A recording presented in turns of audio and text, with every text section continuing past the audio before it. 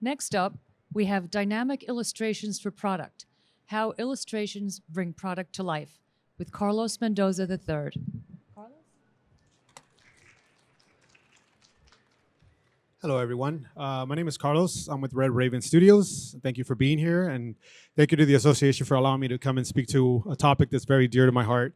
Um, Dynamic illustrations is something that I pretty much use on a daily basis as a designer, toy designer, product developer.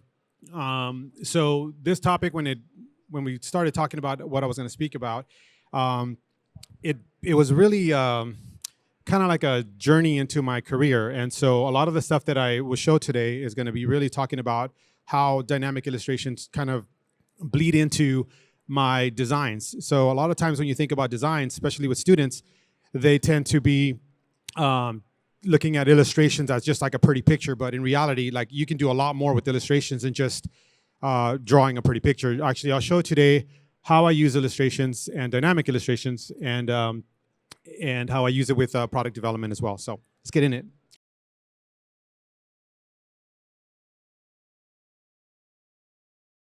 So what makes impactful illustration? So two main pillars of illustrations are to successfully convey the message that accompanies the product story, whether that is to clarify or amplify it, and also to do so in a way that is engaging and interesting. So one of the things that for me about illustrations is the key thing is engaging and also make it interesting. So a lot of times with illustrations, that's one of the key things that I go to. I go to engagement. I want to make sure that when someone's looking at my illustrations or any illustrations, that I want it to be impactful. I don't want it to just be like a photo of something. I want it to say something. I want it to have a story. I want it to be impactful. So that's also where interest comes in too as well. So the next thing is where did dynamic illustrations for product come from? So one of the research that I did was I found that in the 1950s and 60s, toy advertisements began to shift from merely showcasing the toy themselves to promoting a lifestyle, imaginative play for kids. For instance, dolls and toy figures, action figures, were marketed not just for playthings, but a gateway to fantasy worlds where kids could enact adult roles from homemakers to superheroes. This approach encouraged kids to envision themselves in various roles, fostering creativity, social skills, while aligned with post-war ideals of family and community life. So one of the things that I learned about the 1950s, it was a really, really interesting era because a lot of the marketing that were displayed especially in toys, were very vibrant. Some of the designs that I saw, some of the layouts that they had for the 1950s and 60s were very lifestyle, like I said earlier, and it really showcased family. So in that era, the 1950s and 60s, were a time where it was a lot of wholesome. There wasn't too much dynamics here.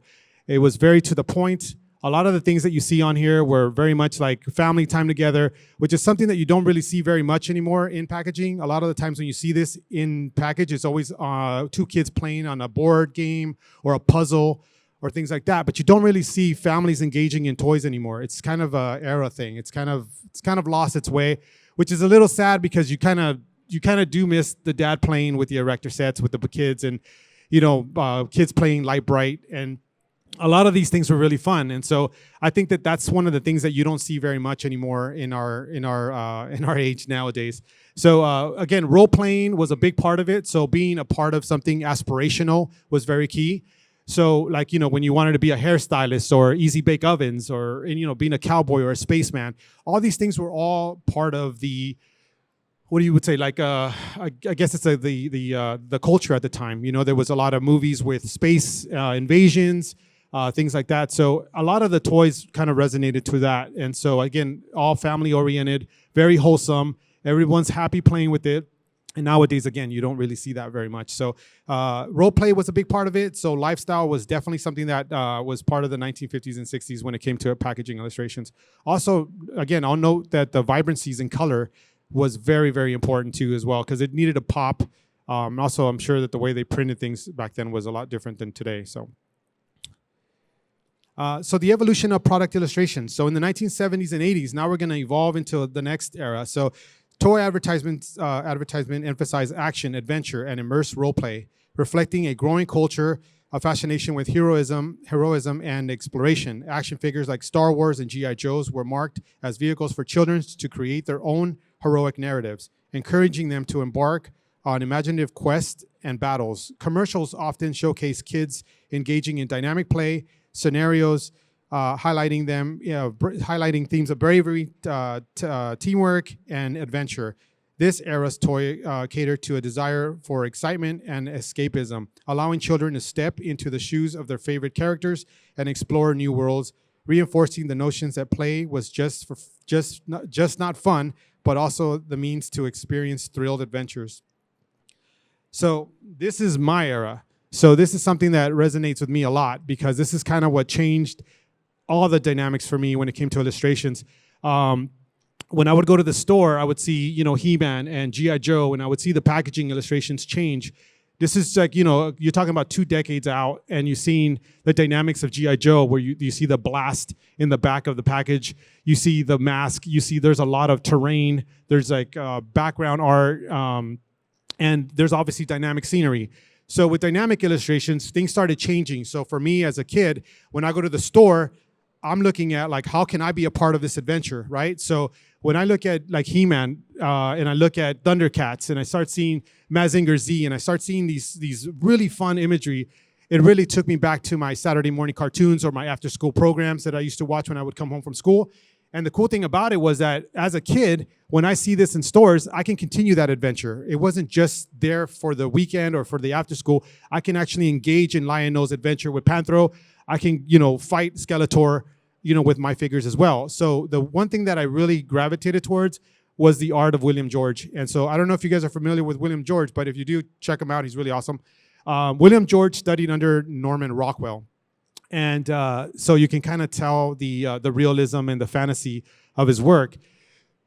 But one of the things that really that I gravitate towards William George's art is the dynamics even in the environment. So everything that he has on there, like for example, like the He-Man that's battling Skeletor in the bottom corner, you see the rocks getting smashed, you see the intensity of the moment. And so as a kid, I really it really impacted me to see like this battle ram just hitting it. And also too, like when you see the Thundercats up there in the corner, as a kid, we look at these illustrations and you get fascinated by the adventure. You see that Lion-O and Panthro are out there on this awesome terrain. But when you pull the product out, it doesn't look like that. You know what I mean? The product always looks like, ABS plastic with no highlights. There's nothing awesome about it, right? It's always, so the job of the illustrator is to really convey that message in the product or in the illustration. So when you look at William George or you see any of the G.I. Joe stuff, again, the product wasn't that phenomenal. It was just the packaging that really impacted how to sell it. So Speed Racer was another one as well. Hot Wheels, even Hot Wheels nowadays, when you look at their illustrations, they don't have a car parked. That car is fully turning 3/4 view. It's impactful. It's coming off the package, and they sell real well because again, even though they're not going to do anything dynamic, but the illustration shows that, and you can also see that, in their packaging of what do you call that? The play sets.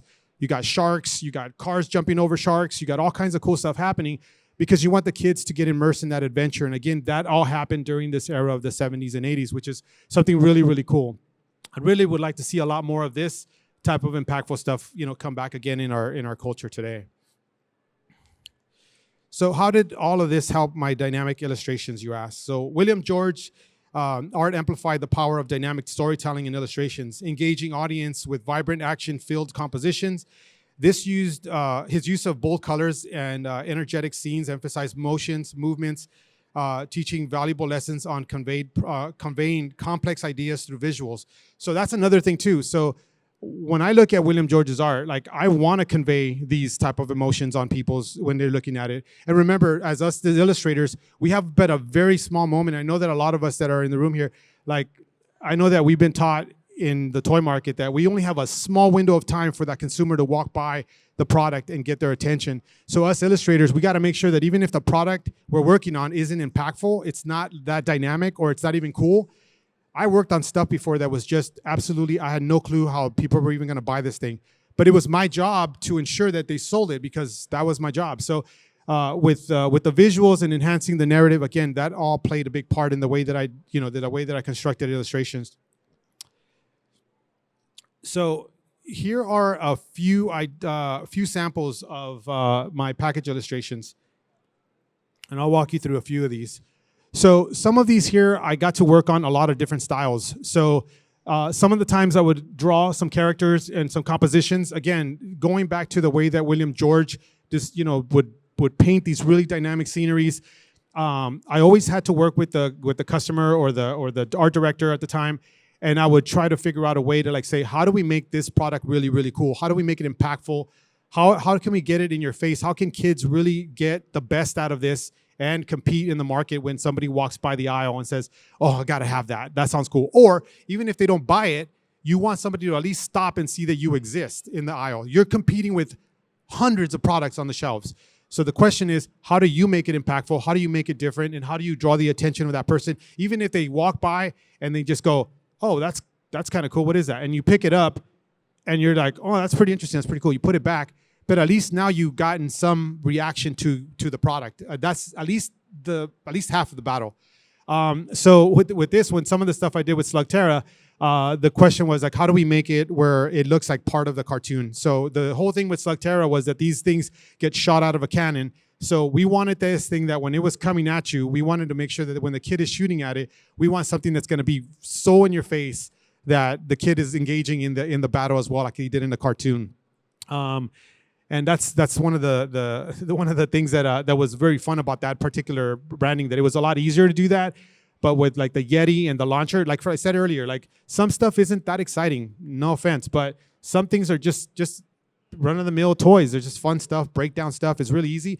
But when you draw a really fun, animated style and you really make it dynamic, it really puts you in a different mindset. Then now you're not really thinking about the actual product itself anymore. You're thinking about I got to shoot down a Yeti. You're thinking about that Yeti's got to, he's got to come down. So, you want to engage with it. So I give a couple of options for composition to make sure that everything reads, to an angle. So you follow the idea, you follow the composition really well, so the eye can have places to go with it. So that's a big part of it. So yeah, that's part of the dynamic stuff that I was working on with them.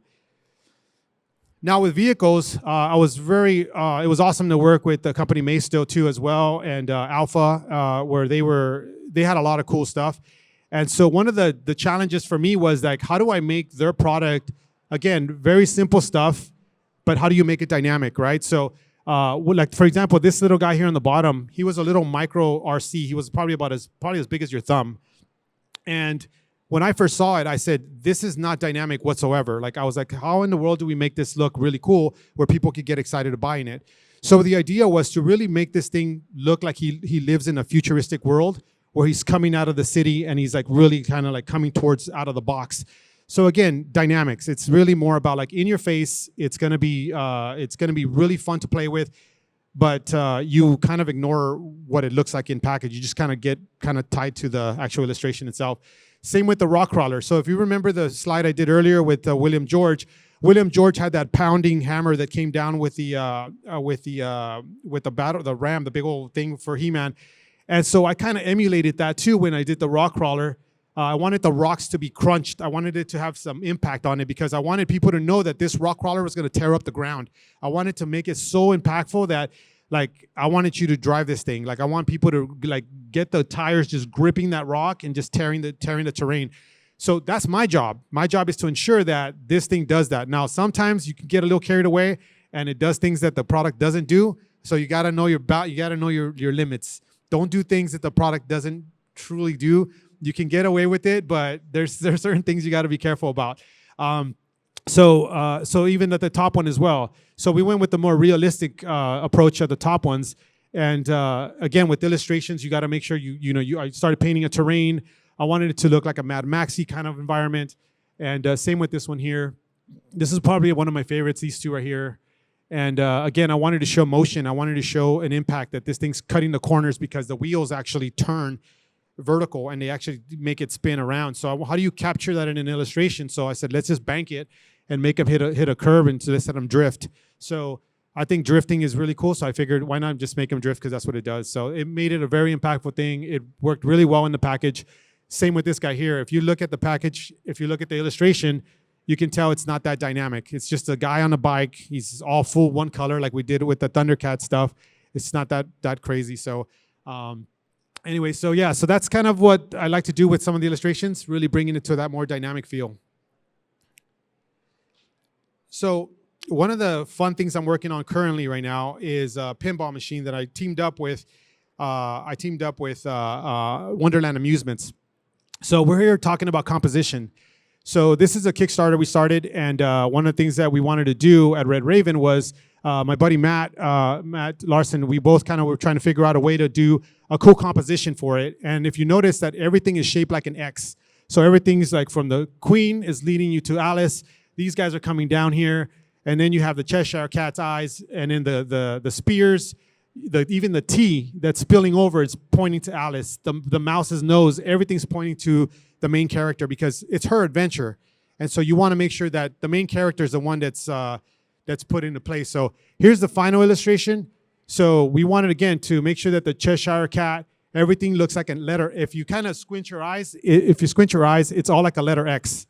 So it's all pointing to her. So she's the main character going into the pit. She's going down into Wonderland. So this is the marquee art. This is what's in the front of the pinball machine. And what happens is, like, when I wanted to design it in a way where if she falls into the pit, you actually fall into the actual play area. So again, composition-wise, you're thinking about everything. You're not just doing a pretty picture.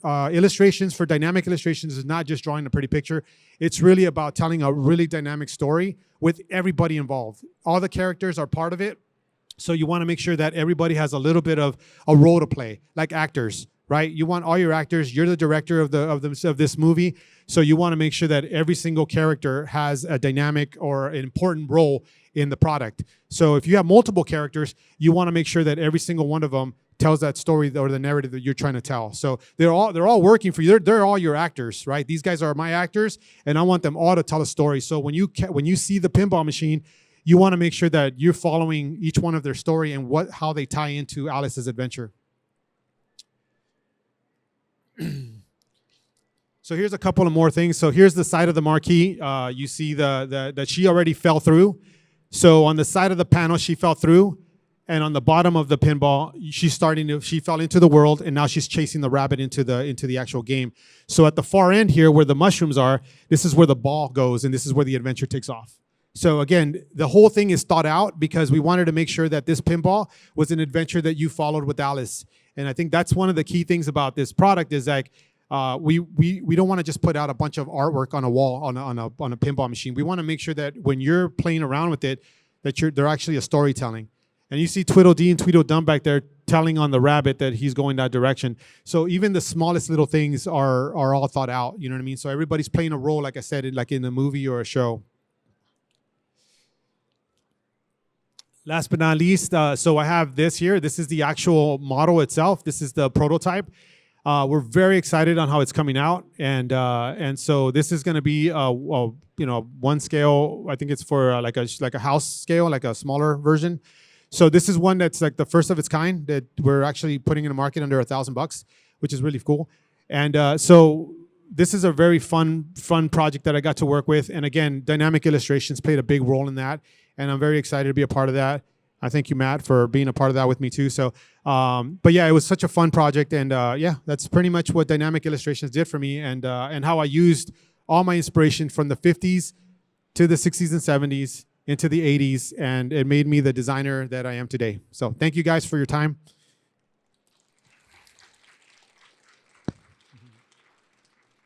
Do I have time for Q&A? Oh, over there? Okay. Yeah, so I'll be over there if you guys have any questions. Let me know if you guys have any questions about anything I mentioned today, and I thank you guys for joining me today. I appreciate it.